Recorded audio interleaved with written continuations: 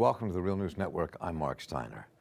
This election is not really over, especially in places like Georgia and Florida.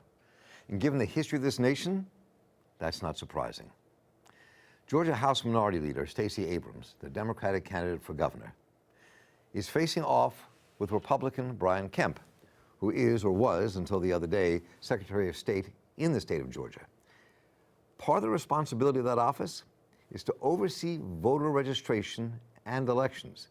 Kemp, whose ads while running against Abrams show him wielding a shotgun next to his pickup truck, has a political history, penchant, and strategy of voter suppression. He purged more than 1.5 million, that's 10.6% of all registered voters between 2016 and 2018. He carries on the grand old tradition in Georgia that dates back from the end of the Civil War to ensure that black people do not get to vote. As example, Kemp put on hold the voter registration of 53,000 people, 70% of them African Americans. The race between Abrams and Kemp is razor thin. If he falls below 50.1% of the vote, there has to be a special election. Kemp declared victory and is trying to get Abrams to concede, saying there's a liberal conspiracy to deny him victory. And in Florida, the home of the hanging Chad, made famous in the 2000 Gore v. Bush battle for the U.S. presidency, a recount has been ordered in both the race for the United States Senate between Governor Rick Scott and sitting Senator Bill Nelson, and in the race for governor between Congressman Ron DeSantis and Tallahassee Mayor Andrew Gillum. The courts ordered the recount of 8 million ballots by this Thursday. The larger metropolitan areas and communities, like Broward County, say they cannot possibly make that deadline of Thursday for the recount. It's impossible, too many people. However, if they don't, then all those votes, the majority of which might go to Andrew Gillum, for one, may not be counted at all. And to top it all off, Trump has weighed in saying and tweeting, quote, the Florida election should be called in favor of Rick Scott and Ron DeSantis because large numbers of new ballots showed up out of nowhere, which, by the way, is a bald-faced lie, and then went on to tweet and say, many ballots are missing or forged, another lie. And it goes on to say, tweet an honest vote count is no longer possible. Ballots massively infected must go on with election night results. So the battle is on between the legacy of the Confederacy, slavery, and violence, and the forces of the new progressive South, which could possibly be on the verge of electing their first black governors since Reconstruction, and the first black woman governor in the history of this country. And all this is coming now as no surprise.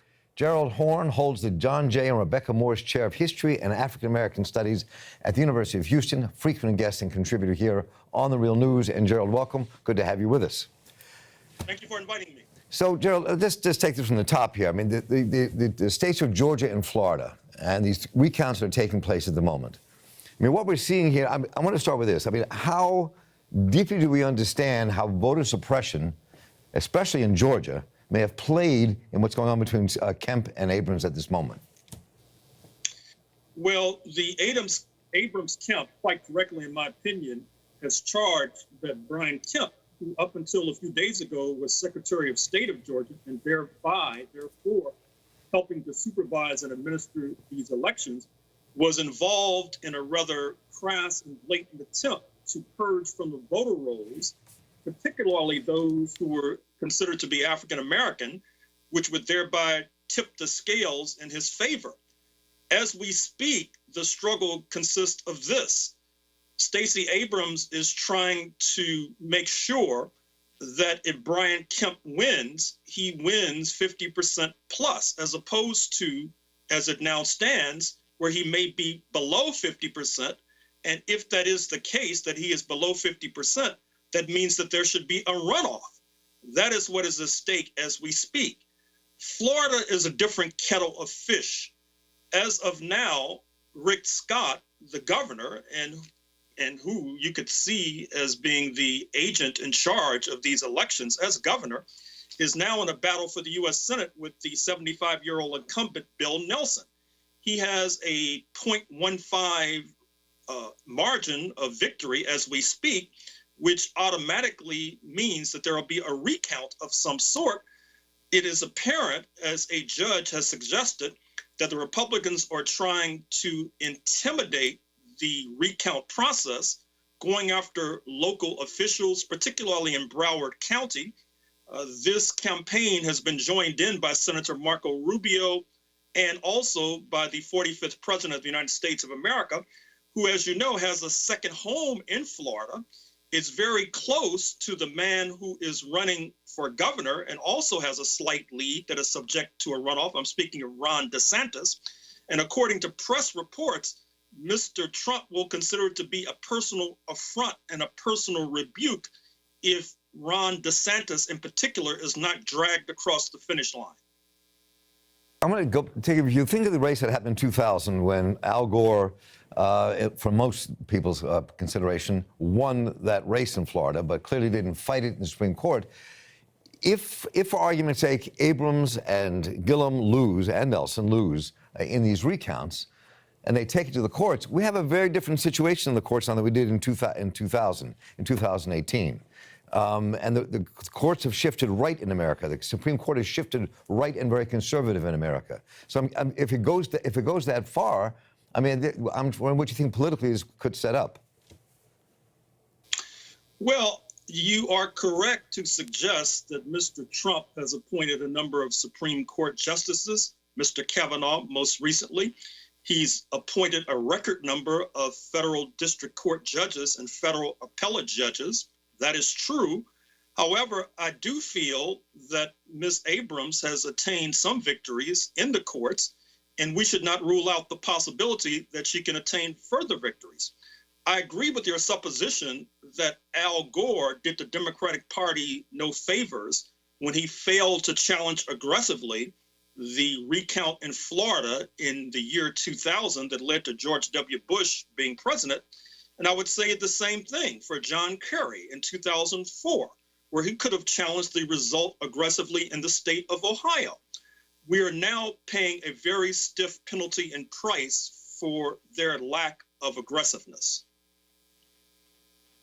To Florida for a moment, as we work our way back up to Georgia. One of the things that I've been reading recently, this morning in the papers, is that Broward County, other counties that probably would lean for Gillum and lean for Nelson most likely, are saying we need more time. We have too many voters here. We have too many ballots to count. It cannot be done by Thursday. So clear that they're being set up for failure, it seems to me, and being set up to ensure a Republican win. I do not disagree with what you say. Not only that, but consider what happened on Election Day, approximately a week ago. If you went to voting precincts and voting sites in the center of Georgia, for example, the area around Morehouse College, Spelman College, the historically black campuses, you would have found long lines. You would have found voting machines that did not work precisely, not to mention not perfectly. However, if you had gone to some of the more conservative areas in the state of Georgia, such as Macon, or heading southward towards the Florida state line, you would not have encountered such a problem. Obviously, that tips the scales in favor of the Republicans, just like the fact that the courts have been impacted by Mr. Trump also tips the scales in favor of Republicans. Now, this race is very tight, and Brian Kemp has been after Abrams and her work since the beginning with the new Georgia Voters Project, where he took to court, tried to stop them from registering voters. He has banned people, one estimate is 1.5 million voters over a 4-year period, 35,000 more before this election started. And so I'm curious, I mean, this is, Georgia has a history here. Georgia has a history of voter suppression from the end of the Confederacy on. And it just seems to rear its head in whatever fashion or form it takes at a given historical moment. So the battle in Georgia, to me, is indicative of a much larger battle that we're facing, but it really is very intense in Georgia. I think you're onto something. There's a battle for small d democracy. The battle was tipped in the favor of the right wing when a few years ago, the U.S. Supreme Court, led by Supreme Court Justice John Roberts, the Chief Justice, ripped the heart out of the Voting Rights Act of 1965, fundamentally as per the Voting Rights Act of 1965 until the Shelby decision, that the Roberts Court helped to ram through.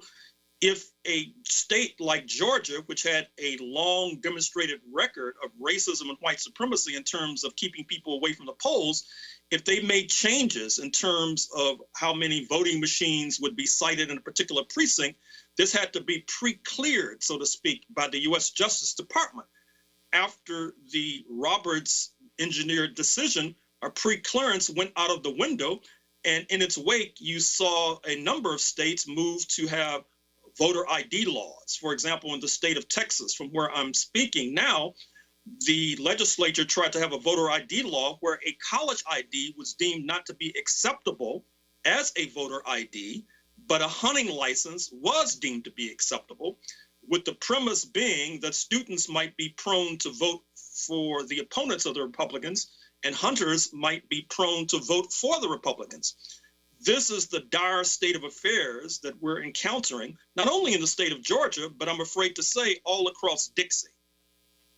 In the Atlantic said if the Georgia race had taken place in another country, say the Republic of Georgia, U.S. media and the U.S. State Department would have not have hesitated to question its legitimacy. I mean, and even Jimmy Carter has said similar things, having monitored elections across the globe. So no matter who ends up winning this in these cases right now in Georgia or Florida, let's take Georgia again.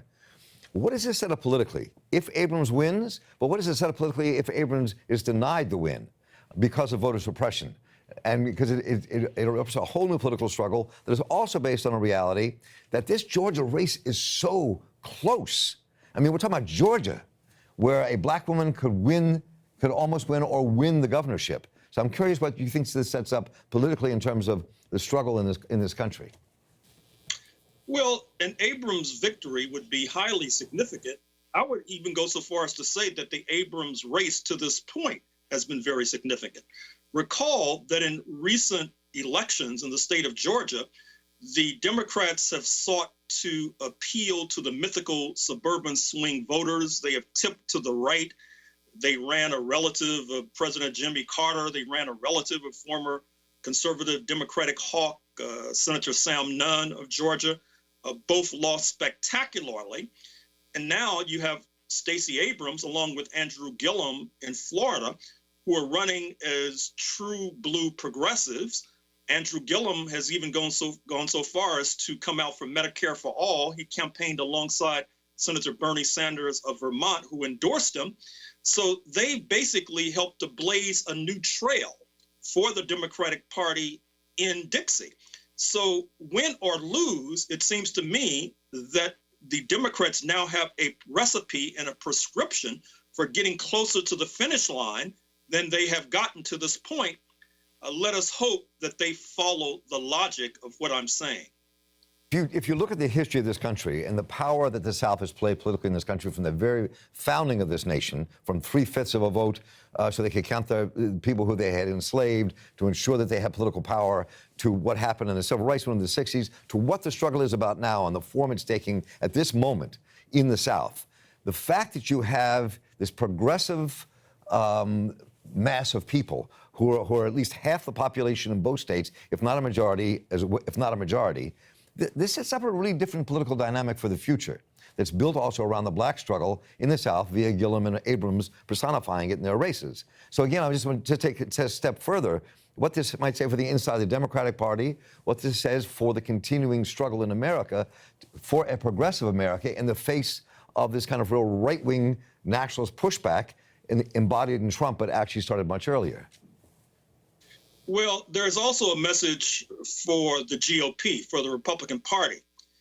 I'm not saying that demographics is destiny, but it's apparent that the Trump recipe of ginning up a white right base, which he did successfully in November 2016, is basically reaching a point of expiration. That is one of the major messages that one can glean not only from the Abrams and Gillum races, but I would say from the results last Tuesday more generally. I think that there's a lesson for the progressive movement as well. That is to say that oftentimes our friends in the progressive movement have a rather dewy-eyed, overly idealized analysis of the history of this country. They tend to point to the Bill of Rights as being this great leap forward for humanity.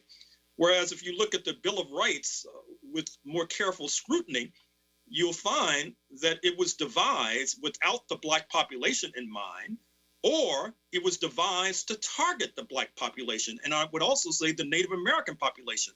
That is the import of the ballyhooed Second Amendment, which basically authorized the use of militias to suppress revolts of the enslaved and uprising by the indigenous population.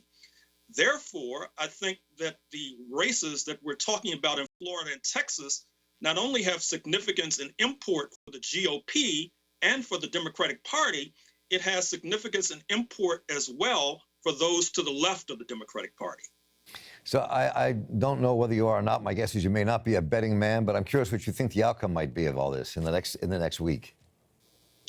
Well, it's hard to say. If you look coldly at the numbers, I think that there is a distinct possibility that a recount, a count of absentee ballots and provisional ballots can drive Brian Kemp's numbers below 50%, causing a runoff, which would then allow Stacey Abrams to do a major mobilization and win the gubernatorial race in the state of Georgia.